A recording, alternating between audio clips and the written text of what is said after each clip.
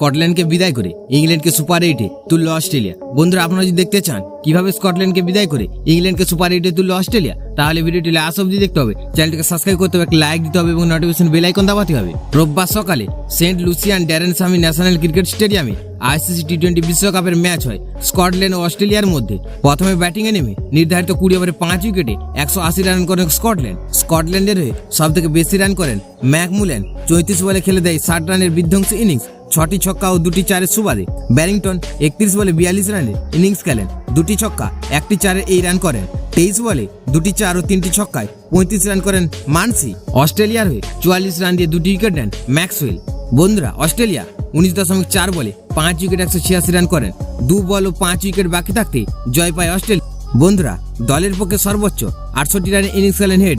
49 বলে 5টি চার ও 4টি ছক্কায় এই রান করেন তিনি। স্টয়নিস খেলেন 59 রানের ইনিংস, 29 বলে 9টি চার ও 2টি ছক্কা এই রান করেন তারা।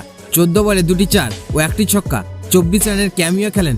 অপরাজিত থাকেন ডেভিড। স্কটল্যান্ডের হয়ে 2টি করে উইকেট পান ওয়াট ও শরীফ।